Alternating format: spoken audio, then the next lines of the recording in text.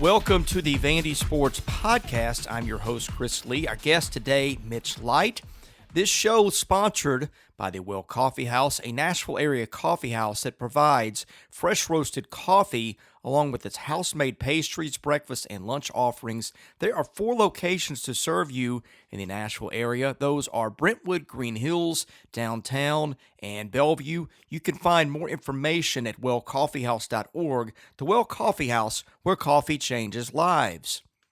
We thank our co-presenting sponsor, Wellspire, Nashville's Learning and Development Center. Wellspire is located in the Gulch.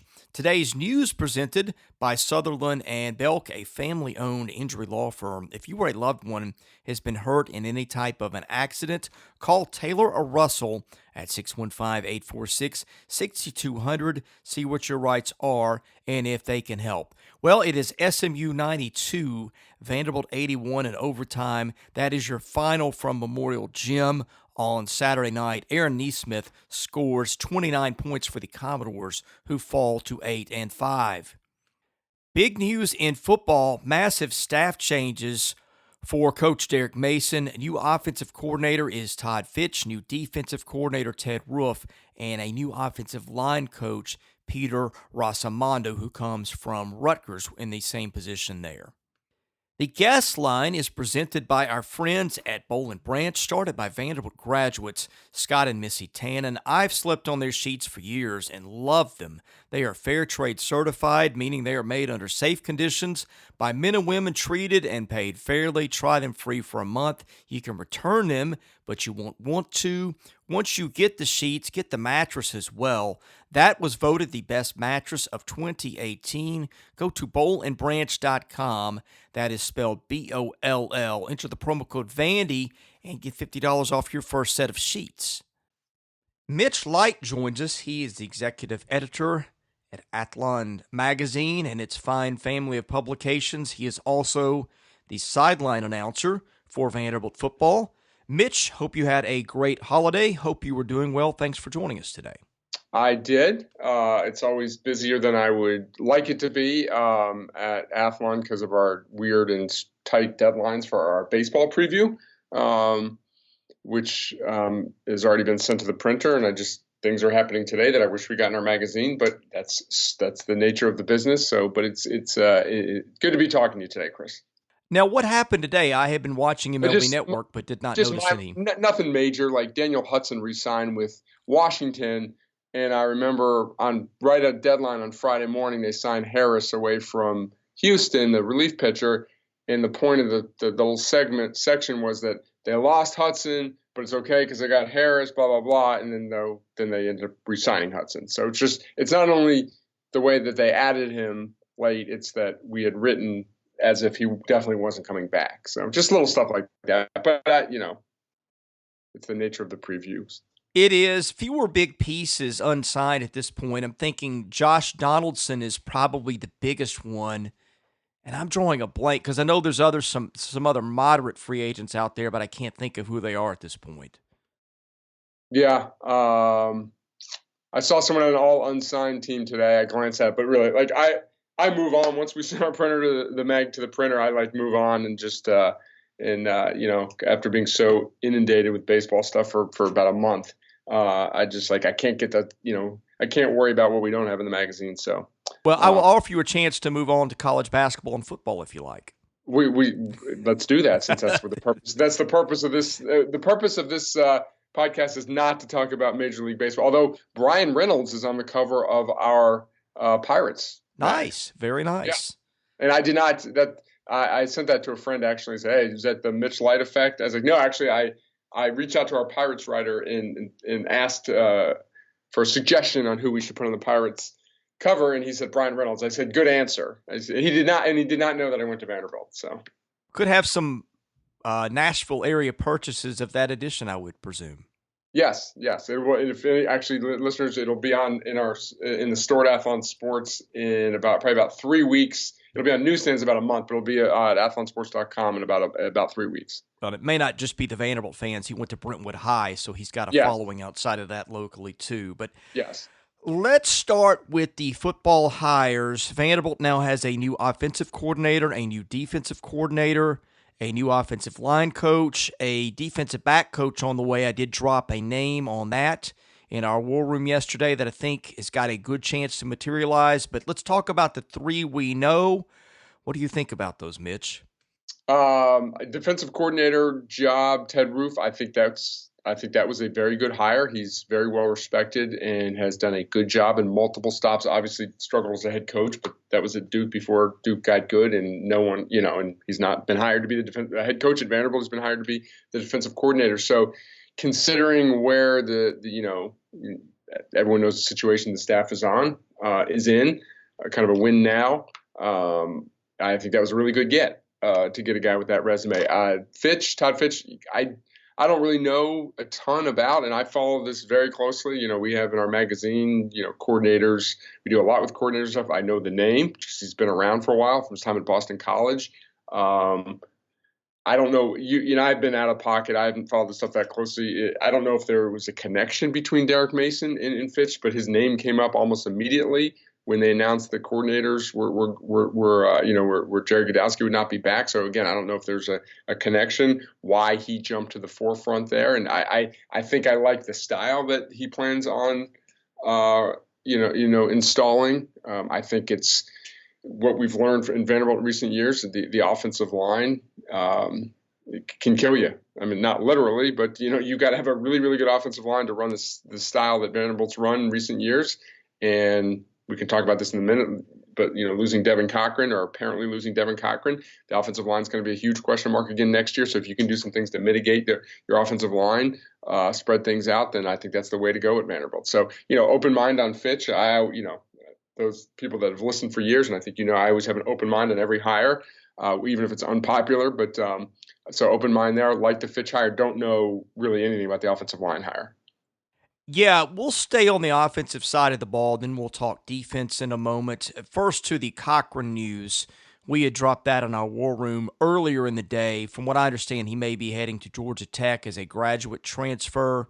So there's that. Vanderbilt loses far and away its most talented and probably its best offensive lineman. Yeah, Tyler Georgia Steen would be the he's other an guy. Atlanta native. Yeah. Went to Greater Atlanta Christian there, and he's a guy that has been he's very talented. I think he's got a chance to play in the NFL. He is he's a big kid, still needs to develop his body. He played through he was banged up a lot last year, played through some injuries and stuff like that. But that one doesn't shock me that he's moving on. Yeah, their tackles now become presumably, I guess, Jonathan Stewart on the left side, and I would guess that Steen would stay on the right side. Would that be your first guess? Yeah, I think so. Stewart was a guy that he really needs to develop his body more. He does not have the body of an SEC left tackle. But when he was thrust into the role early, when Cochran was hurt early this year, I think the staff was surprised, pleasantly surprised by the way he held up. And he became a rotational guy. I don't think he started much this year. He became a guy who was at least in the rotation. Another year in the off season, hopefully he can get his body in better shape. They have always felt that he was very talented. The issue was being in shape. Not being in shape was what kept him off the field essentially the entire 2018 season. I think he literally took one snap and that was it. So it was a question of, A, can he get in shape, which I think was still a little bit of an issue maybe this fall camp. I could be wrong about that, but it seems like I heard a little bit of that. But he got in there and I think did surprisingly well, as you said. So Peter Rosamondo is the offensive line coach. From what I hear, he's pretty well regarded. He's been a head coach, I think, at the Division II Yes. level. Regarded well as a coach, maybe as an evaluator, not such a recruiter from what I've been told. I mean, who knows? His sample size at this level is small, but he comes from Rutgers, which was pretty much a dumpster fire last year, which you can't really hold against him because he was only there a year. Right. Yeah. I forgot. Was it at Monmouth? I forgot where he's been because I looked up his resume. Maybe Central Connecticut, Yeah, something like that. Central Connecticut. So yeah, I mean, again, it's always difficult to evaluate an offensive line coach, even a highly regarded one, but a guy I don't know much about, and So I just kind of trust that he knows what he's doing. I did not. You jump in here, Chris. I never got the impression that.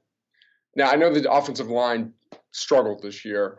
I never, I was kind of surprised that they moved on from Norcross. I, just thought he was well regarded, well liked, but I could be entirely wrong. Could be where his style, and I'm just spitballing here, his style of offensive line player coaching wasn't going to mesh well with what they want to do offensively now with the new coordinator. I really don't know. I'm just speculating.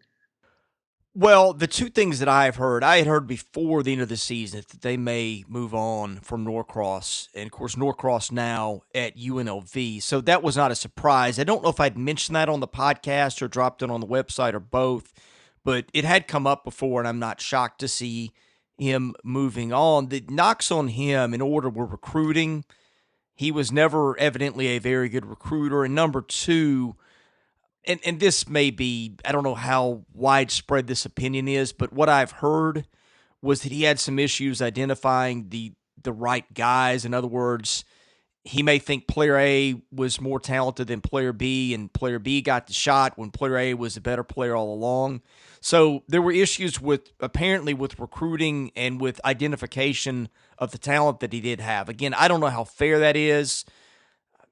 I don't think that offensive line last year, it's not like they had 15 guys who were blue chippers, and he was just picking the wrong guys left and right. But that's my rambling way of sort of answering what you said there.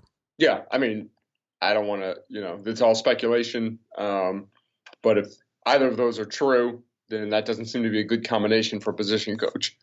No, if you can't recruit, you can't evaluate the right guys, it's sort of hard to succeed. Might as well just have me up there coaching offensive line. Well, I'll just put this out there. If they would like me to coach offensive line and fail for the money they pay, or any position for that matter, I'm up for that.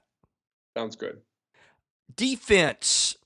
Well, no, I take that back. We did not talk about Todd Fitch. Todd Fitch has been around a while, been at a bunch of places, has recruited in the SEC before at South Carolina, did not call the plays at Louisiana Tech. I don't think called them at ECU either, because I believe Skip Holtz, who was his boss both places, likes to do that. I believe he has called plays before, but it's been a while. Correct me if I'm wrong there. Yeah, I don't know. I'm looking at his bio now. I wouldn't necessarily hold that against him not calling plays because his boss is a offensive guy. But I'd like to see a guy who's called plays, because to me there's two big parts of being an offensive coordinator. One is having a scheme, and one is being able to pick the right plays at the right time. I think that's another skill set in of itself.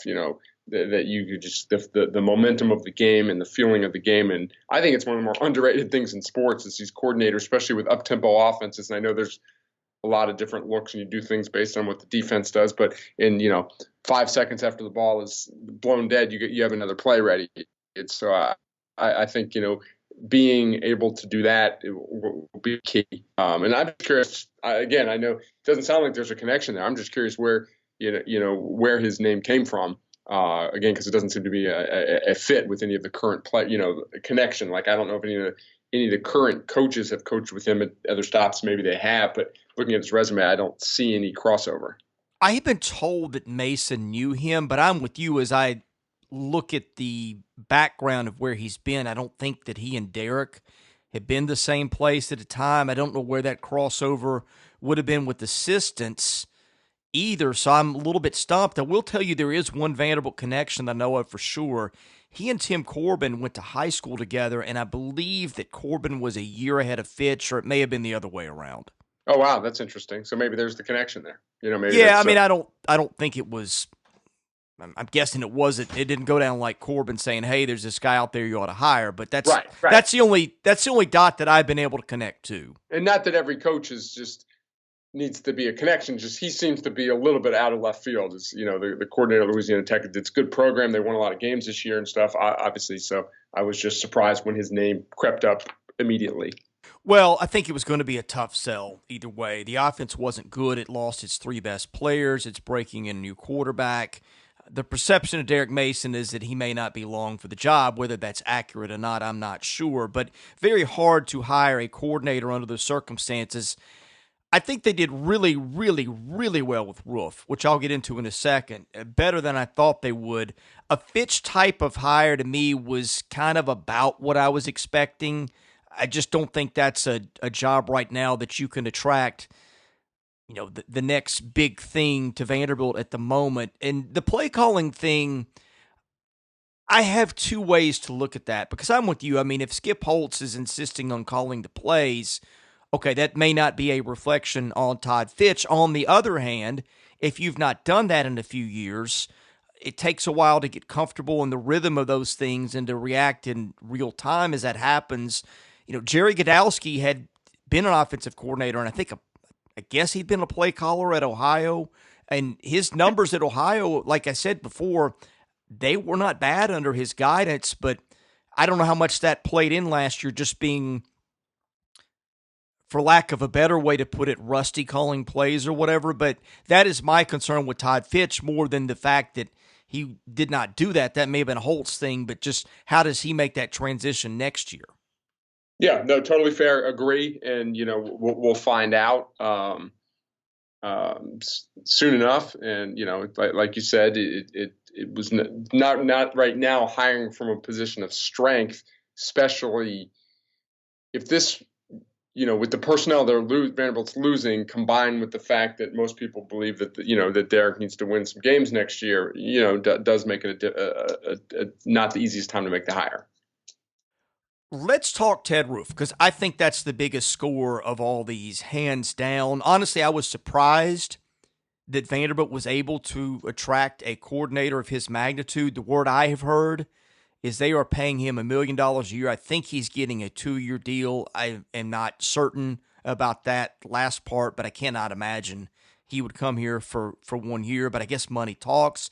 Ted Roof has been the head coach at Duke, where I believe he, from memory, was 6-41. I do not hold that against him because head coaching skills and coordinator/assistant coaching skills are different things. But this guy has been a coordinator a lot of places. He did it at Georgia Tech from 99 to 2001. That's when he went to Duke as the head coach.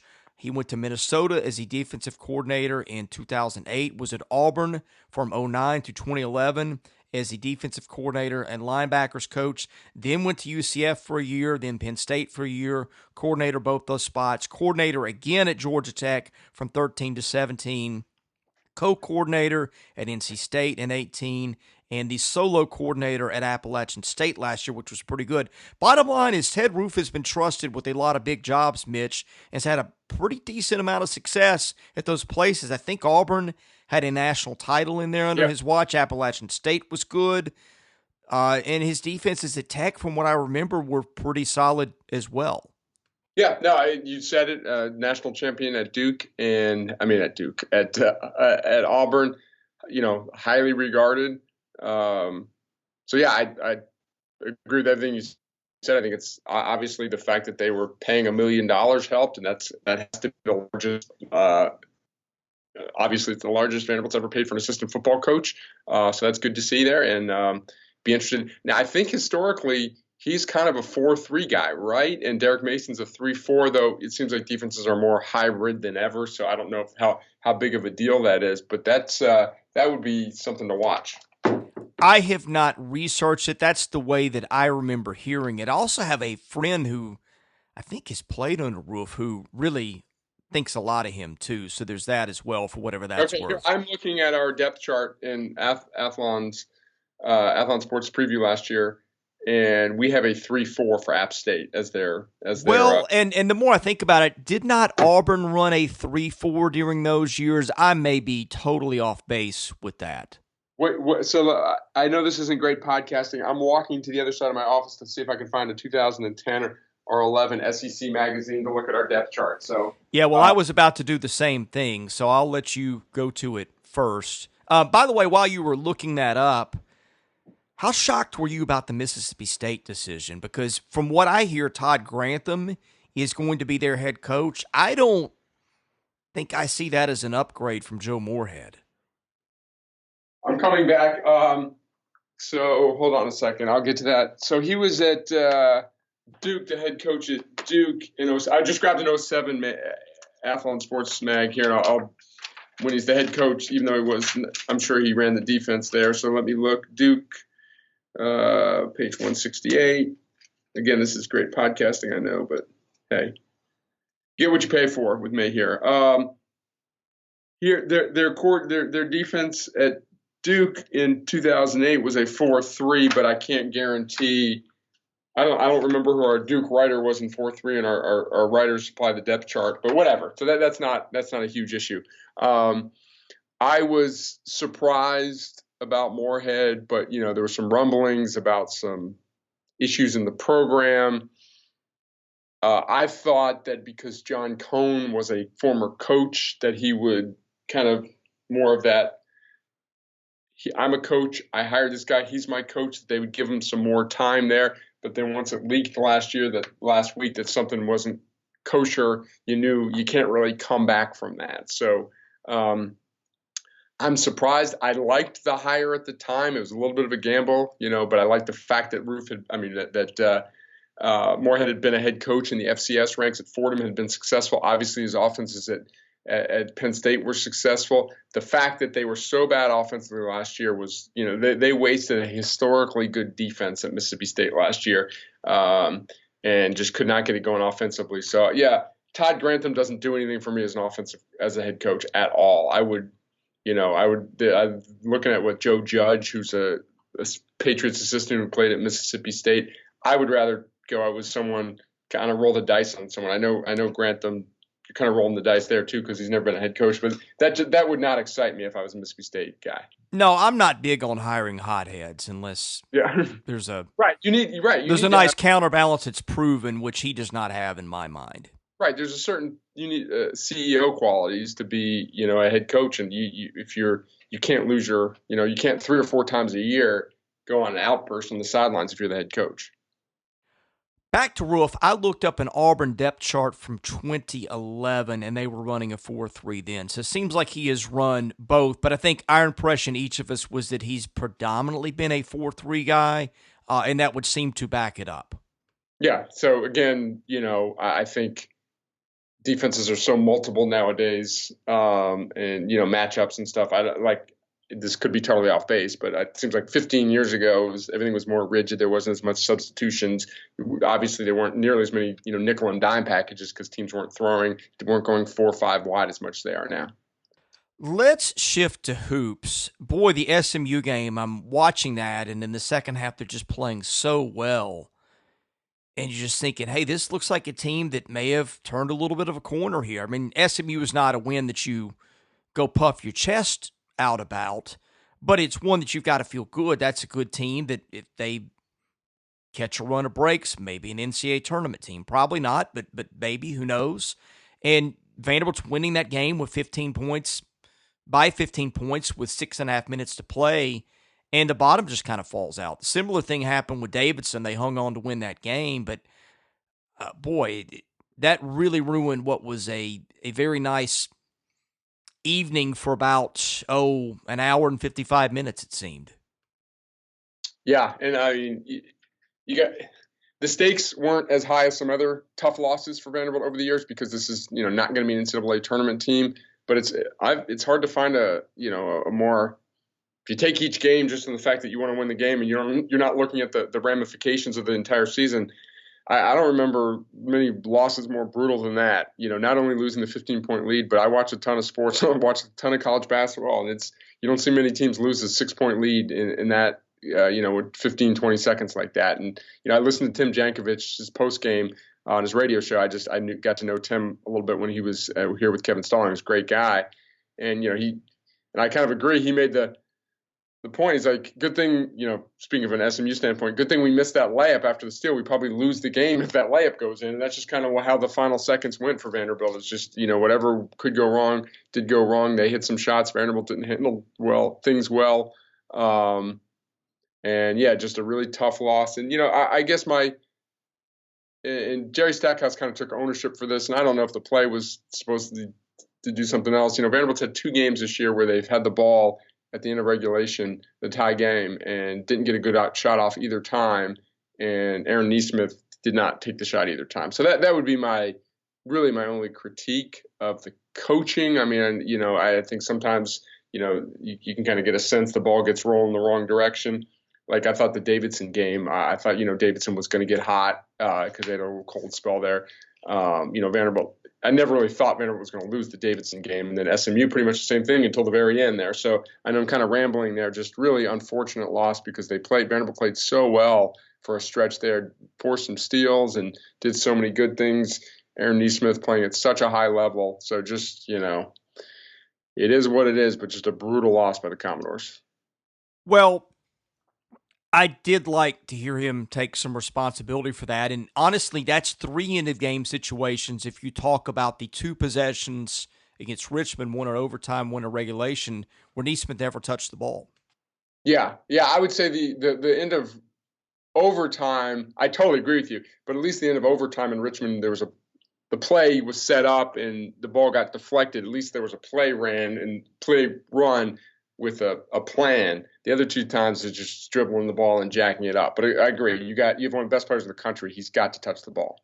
Well, not that he has a whole lot of a choice, but he's putting a whole lot on Scottie Pippen Jr. right now. Yep, I agree. And Scotty's played well for a freshman. If ideally on a NCAA tournament type team or some previous Vanderbilt teams, he would be a really good freshman guard coming off the bench, getting 15 to 18 minutes a game, not being forced to be one of your best players. Yeah, and I asked him this too. He didn't take the bait, but I said, hey, look, you're down to 8 healthy scholarship players. When you get in overtimes and late game situations, because they are not closing out games well, I would have to think that factors in. Yeah, no, I agree. It's just, and then the problem is, and how sports works, whatever sport it is, it's like once it's happened a couple times, you lack the confidence. You kind of wait for bad things to happen. It's sort of like in baseball when the bullpen's struggling and you go into the 7th or 8th inning and you just kind of expect something bad to happen. That's kind of where this team is right now. And it's a shame because Davidson's a decent team and Vanderbilt played great. I thought, the defense was great, played really good stretches. And, there's times you look at this team, a great player in Nesmith, a really good player in Lee, and some clearly the supporting cast isn't what it needs to be. But, when the good players are playing well, it's not forcing your supporting cast to do too much. And, without Cleavon Brown, they're obviously limited with the big bodies. So it's just unfortunate that they couldn't close it out because that would have ended a night, heading into conference play, which we all know is going to be difficult for Vanderbilt. That would have been a nice little stretch with wins over, Davidson and SMU. Well, you summed it up well about expecting things to go wrong. I mean, that summed up all of last year, basically. And in the Davidson game, I'm going back and looking at the game flow here. Almost the same thing happened. It just didn't end as well. Vandy is up 17 with 7:44 to play, and it gets cut to 5 at the very end. Now, the very end was the closest Davidson got, but you change that game around a little bit like the SMU game. Davidson hits a 3 or 2 in there. It could be the same situation. Now, you could also say that in reverse, that SMU misses a 3 in there somewhere and they get a win. We're not having this conversation, but things are what they are at this point. Right. The Davidson game was different, though, to me, that Vanderbilt was dominant for, 20 minutes of the game was up between 15 and 20 points. They controlled the game for a long period of stretch. Vanderbilt had that, correct me if I'm wrong, but had a nice lead in the second half, fluctuating a little bit, and then got to 15 quickly, and then it went back down quickly. So Vanderbilt did not, to use the old college football playoff committee term, game control. Vanderbilt had the game control much better in the Davidson game than SMU. Yeah, exactly. Now the thing is, if you're them, Auburn is probably the best team they will face all year. That one's next. That one's on the road. Frankly, it's a game they've got no shot to win. You just hope it doesn't kill their confidence if you're them. Yeah, it's funny. You mentioned that.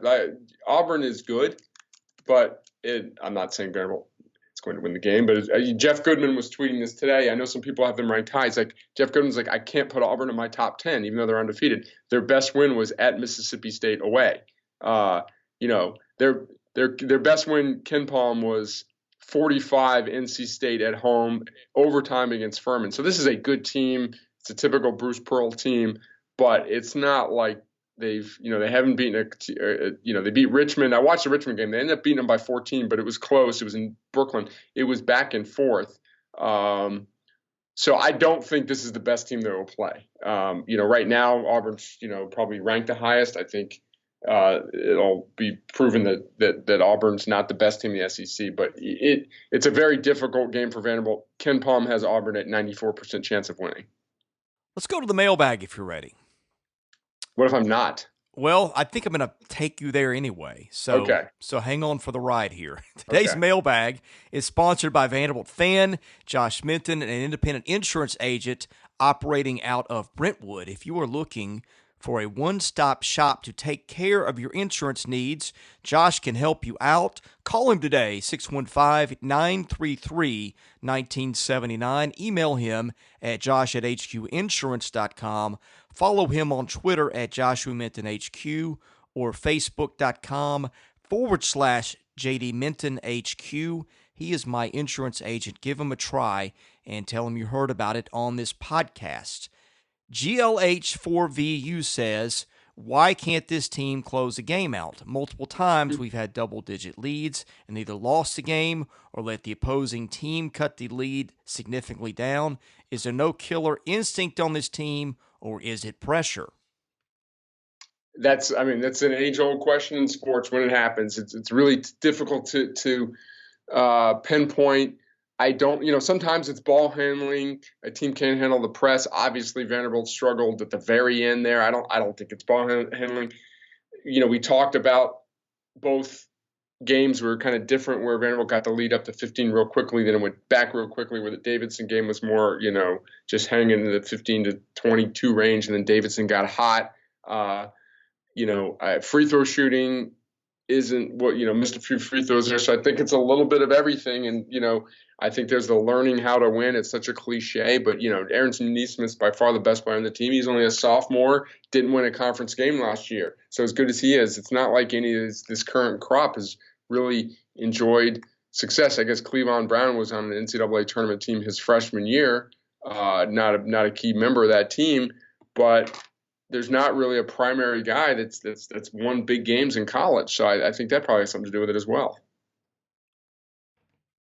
Ann Arbor says, who do you both pick for surprise SEC men's basketball programs this season? He says, by surprise, I mean performance exceeding expectations and teams falling short of expectations.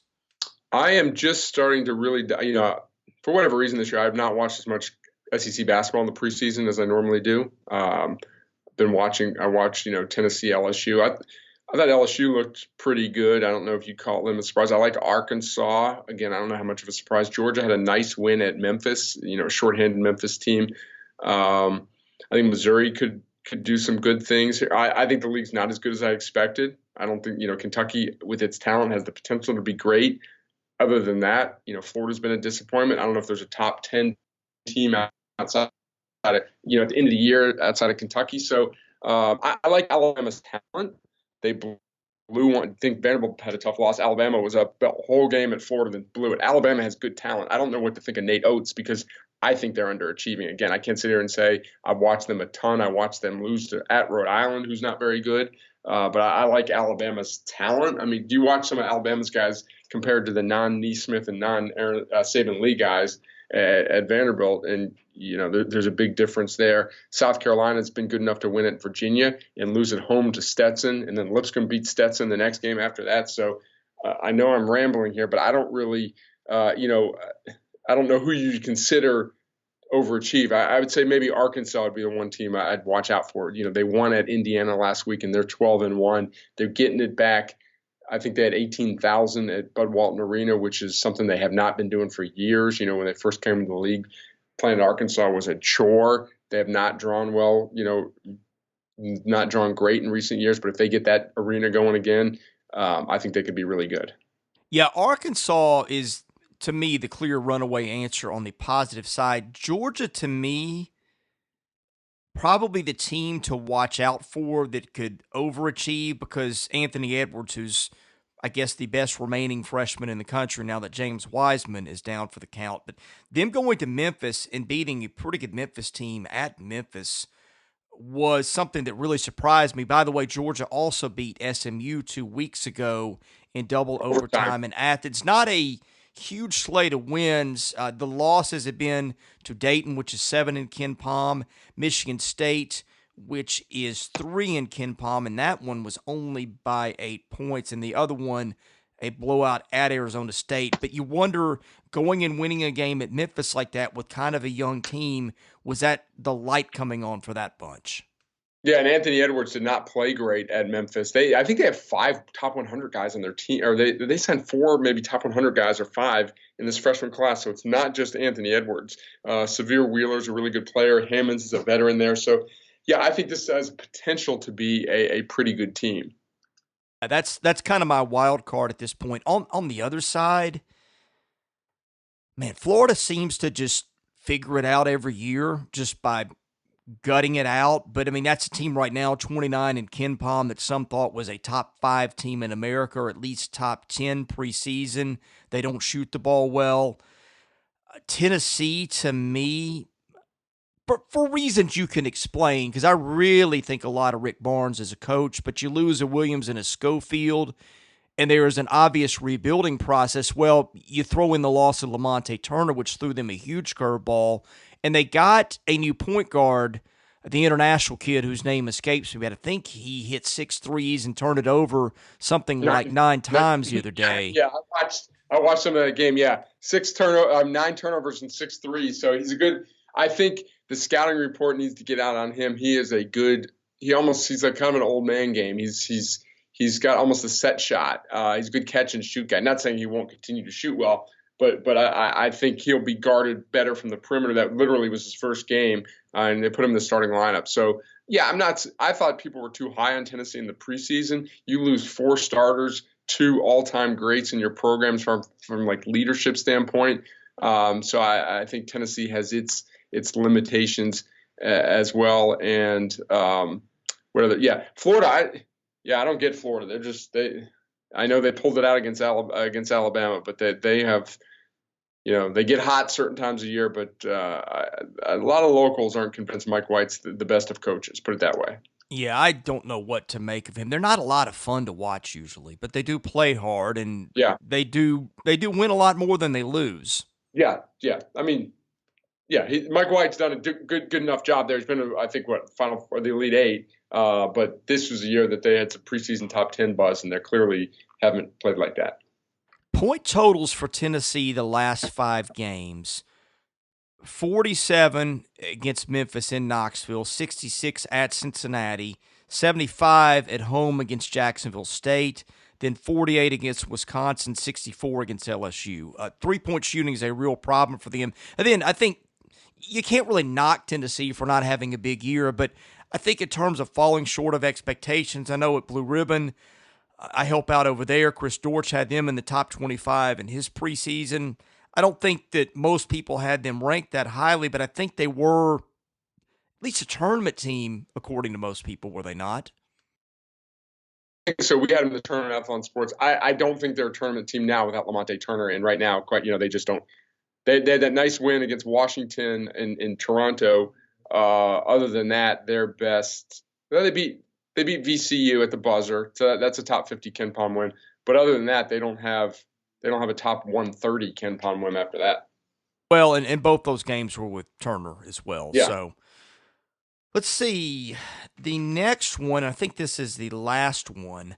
Woody VU66 says, I was pretty much checked out of football once Derek Mason was retained, but I have to admit the 2 coordinator hires have sparked some interest in me. Are these hires as significant as they seem, and are they going to be handcuffed by Derek Mason?